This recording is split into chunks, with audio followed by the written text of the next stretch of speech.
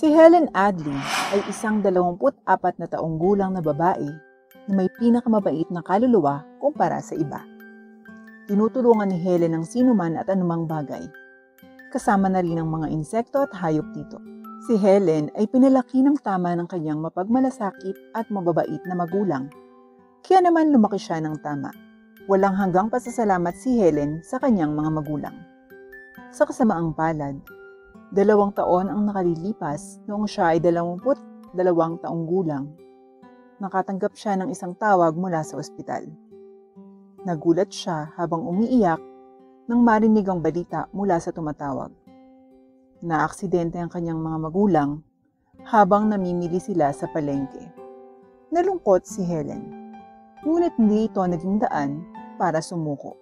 Bumangon si Helen at hinila ang sarili. Nag-iisa lang siya, pero hindi yon dahilan para sumuko.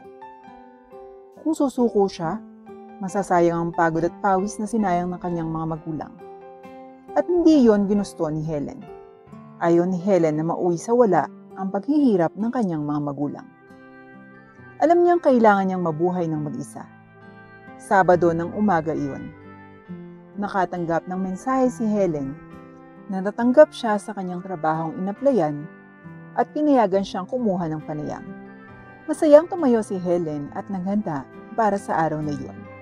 Nang makarating si Helen sa harap ng kumpanya, ay ngumiti siya bago pumasok. Naghintay at naghintay si Helen hanggang sa siya na ang i-interviewin. Kasing tigas ng bakal ang nerves niya, kaya wala siyang dapat ipag-alala. Tuwang-tuwa si Helen. Next! Sigaw ng nasa loob sa opisina na nagpapahiwatig na kung sino ang susunod sa pila ay pinapayagang pumasok na sa loob nito. At si Helen iyon. Kinuha niya ang kanyang pitaka at mga file at pumasok na sa opisina. Kumusta? Ang pangalan ko ay Helen Adley. Alam kong tungkol sa iyo. Hindi mo na kailangan magpakilala. Sabi ng babaeng manager habang inaayos ang salamin na suot niya. Tama naman yata. Magandang umaga din sa iyo, Miss Manager. Magiliw na bati ni Helen. Gayunpaman, nagulat siya nang biglang pandilatan siya ng manager. Wala ka bang respeto sa superior mo? Literal na makikita mo ang pangalan ko sa nameplate ko. How dare you not greet me with my name? Galit na sabi ng manager habang nakataas ang mga kilay nito. Galit siya. Agad na tumingin si Helen sa direksyon ng nameplate at nakita niya. Melissa Lawrence. Pinagpawisan si Helen nang agad siyang humingi ng tawad. I'm so sorry. Hindi ko lang napansin. Mrs. Melissa Lawrence. Miss. Itinama ni Melissa si Helen. Bakas pa rin sa mukha niya ang galit. Whatever. Well, anyway, anong ginagawa mo dito? Nandito po ako para mag-apply ng trabaho. Panimula ni Helen, pero sa kasamaang palad, para sa kanya, naputol agad. Rejected, sabi ni Melissa, ang manager. Ha? Bakit? Tanong ni Helen. Naguguluhan siya. Bukod sa maling tawaging Mrs. si Melissa, wala siyang natatandaang ginawang masama sa kanya. Ang natitira ay hindi pagkakaunawaan lamang. And besides, hindi man lang tiningnan ni Melissa ang resume niya. Don't ask. Rejected ang application mo, pwede ka nang umalis. Sabi ni Melissa, sabay turo sa pinto. No! Hindi hanggang sasabihin mo sa akin kung bakit hindi ako pwedeng makapag-apply. Kiit ni Helen na may determinadong tingin sa mukha habang bumuntong hininga si Melissa. Tingnan mo, hindi kami tumatanggap ng mga taong walang karanasan dito. Experience? Ako ay ganap na kwalipikado. Tingnan mo lang yung resume ko. Giit ni Helen. Please, no! Biglang sigaw ni Melissa. Ayaw kong sabihin to, ngunit ikaw, Helen Adley. Nakita kita sa isang balita noon kung paano ka nawala ng mga magulang at lahat. Kaya ligtas para sa akin ang ipalagay na mahirap ka lang. hindi ka nakakamit ng anuman sa iyong buhay sa pamamagitan ng paggawa nito. Kaya ay minumungkahi kong bumalik ka na sa lansangan at magpatuloy sa pagbebenta ng mga paniga at daga, sa halip na ipatong mo yung maruruming kamay sa kumpanyang ito na pinaghihirapang linisin ng mga tao. Bilang manager ng kumpanyang ito, hindi ko hahayaang mabigo ang kumpanya dahil lang sa maling desisyon ko. Ayokong tanggapin ng kumpanyang ito ang mga mukhang kahina-hinala na tulad mo. Kaya hindi ko tatanggapin ang resume mo. Nagulat si Helen dito. Hindi man lang siya nakapagsalita dahil nakabuka ang bibig nito. Ayaw mangyari ni Helen iyon, ngunit biglang namuo ang luha sa kanyang mga mata bago ito umagos sa kanyang pisngi na parang mga ilog. Labis na nasaktan si Helen sa mga sinabi ni Melissa at hindi niya ito napigilan. Bukod dito, naalala niya ang nangyari sa kanyang mga magulang na pilit na niyang kinakalimutan. Bakit mo naman sinabi yan? Si Helen ay walang pag-aalinlangan. Isang sensitibong tao. Labis siyang naapektuhan ng mga salita ni Melissa. Ha? Kaya ngayon iiyak ka at manggugulo para matanggal ako sa trabaho at makalusot ka sa kumpanyang ito at para makagawa ng masama. Sa tingin ko hindi, Miss Adley. Habang pinapanood ni Melissa si Helen na umiiyak. Kinuha niya ang telepono at pinindot ang mga numero para tawagan ng security. Hello security, may isang kahina-hinalang babae dito na sinusubukang mag-apply sa ating kumpanya. Sinusubukang gumawa ng masama. Mangyaring tumawag ng security at i-escort ang sira at baliw na babaeng ito palabas ng kumpanya. Sabi ni Melissa sa kabilang linya. Nilingon niya si Helen na umiiyak pa rin at kinusot ang mga mata bago ibinaba ang telepono at itinuro ang pinto. It's either umalis ka o kakalgarin ka ng guard palabas dito. It's your choice. Ngunit sa kabila ng kanyang babala, ay hindi pa rin natinag si Helen at nanatili siyang nakaupo doon. Ilang sandali pa, dalawang security guard na nakasuot ng itim na suit ang pumasok sa opisina at hinawakan sa balikat si Helen. Miss, sumama ka sa amin. Sasamahan ka namin sa labas. Sabi ng isa sa mga guard. Miss Melissa, sinabi mo sa akin na wala akong mararating. Well, may na-achieve na ako at pagsisisihan mong sinabi mo sa akin ang mga bagay na yan. Sabi ni Helen bago niya kinuha ang kanyang pitaka at mga file bago lumabas ng opisina. Sinundan siya ng dalawang guard pero ang sabi ng isa, parang pamilyar siya. Tinamaan nito ang gwardya ng isang sampal sa ulo mula sa kapwa niya gwardya habang sinasamahan nilang dalawa ang kahina-hinalang babae sa labas ng kumpanya. Kinabukasan, nagpanik ang lahat. Lahat ay nag-aayos ng kani-kanilang mga cubicle at kani-kanilang ayos at naglilinis ng kanilang mga tables. Ang ilang mga manggagawa ay mabilis na gumagawa ng kanilang mga nakalimutang gawin. Malamang, may lumabas na balita na ang CEO ng kumpanya ay bibisita dito. Wala pa sa mga manggagawa ang nakakita sa CEO noon at hindi nila alam kung paano pakisamahan ito. Sila ay maingat at kinakabahan, ngunit higit sa lahat, gusto nilang maging presentable. Ayaw nilang malagay sa panganib at masipa paalis ng kumpanya.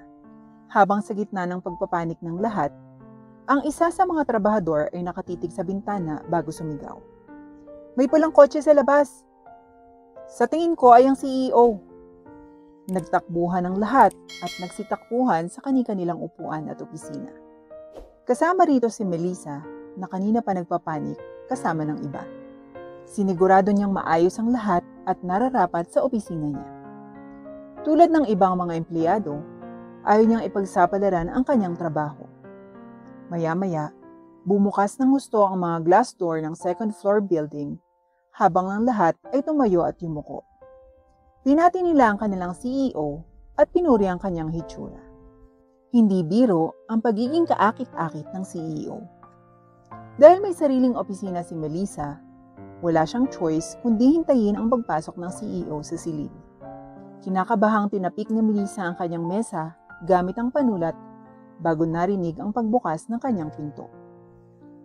Agad na tumayo si Melissa at akmang sasalubungin ng CEO, ngunit nagulat siya sa sumunod na sinabi ng CEO.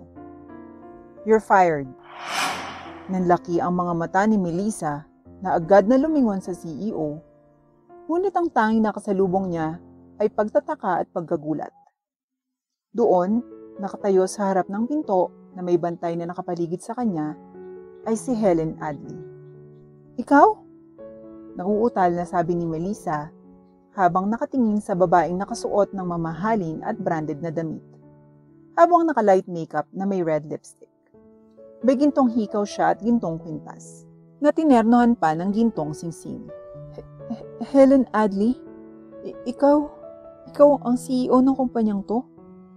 Nauutal na sabi ni Melissa. Ngumisi si Helen bago siya sumagot. "Wala ka bang respeto sa superior mo? Hindi mo man lang ako matawagan sa pangalan ko. Ang pangalan ko ay Helen Adley Smith. At oo, ako ang iyong CEO." "Smith," biglang naalala ni Melissa. Nang hindi niya namamalaya na binibigkas niya ang pangalan ng vice chairman ng kumpanya. Dahil sa kawalan ng CEO, ang vice chairman ang namamahala sa kumpanya. Ang pangalan niya ay Johan Smith. Natahimik si Helen bago nagsalita. "Bakit? Anong problema sa asawa ko?" Nanlaki ang mga mata ni Melissa nang maramdaman ang pag-alis ng kanyang kaluluwa sa kanyang katawan. Hindi siya makapaniwala. Asawa? Well, hindi mo ba narinig yung sinabi ko kanina? You're fired. So pack your things and please leave my company. Sabi ni Helen na may malamig na ekspresyon. Pero hindi mo sa akin sinabi kahapon. That's the point, Miss Melissa. Nakatanggap ako ng mga reklamo mula sa iyong mga kapwa-empleyado tungkol sa iyong pag-uugali at ako ay dumating upang suriin ito ng mag-isa. At totoo pala ang mga sinasabi nila. Isa kang masamang empleyado. Kaya please, leave the company. Bilang CEO ng kumpanyang ito, hindi ako papayag na madungisan ng mga katulad mo ang reputasyon ng aking kumpanya. Hindi kita tinatanggap bilang isa sa aking mga empleyado.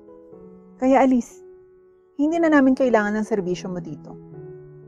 Sabi ni Helen habang kinukutya ang sinabi ni Melissa kahapon.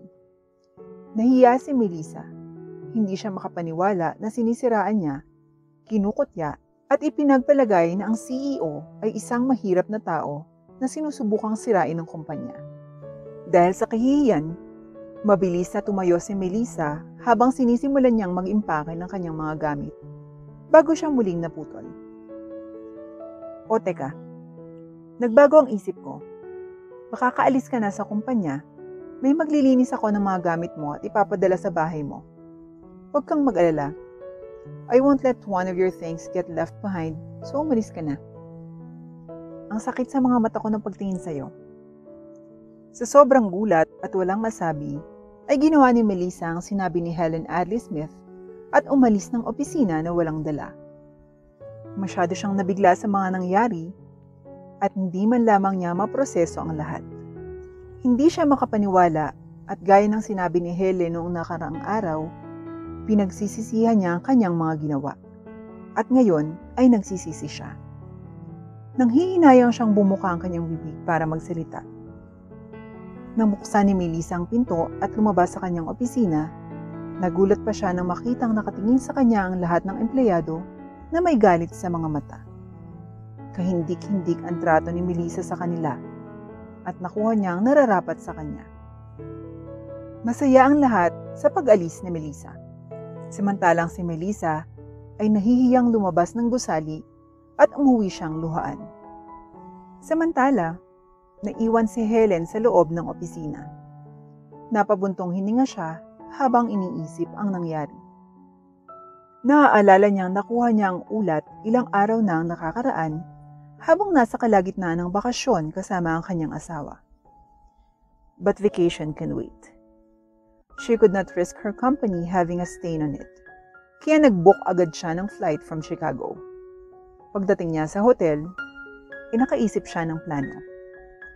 Nagplano siyang magtago sa sarili niyang kumpanya para makita kung ano talaga ito. And it was no problem.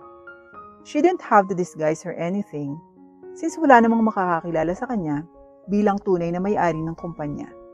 Ang kanyang asawang si Johan ay palaging nasa kumpanya habang siya ay nagtatrabaho sa likod ng mga eksena. Nang pumasok siya sa kumpanya, okay na ang lahat.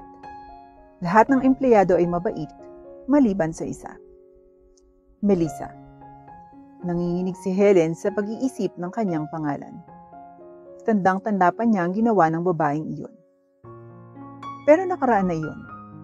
Inayos ni Helen ang kanyang kurbata bago naglakad palabas ng opisina at nag-utos ng maglilinis sa opisina ni Melissa.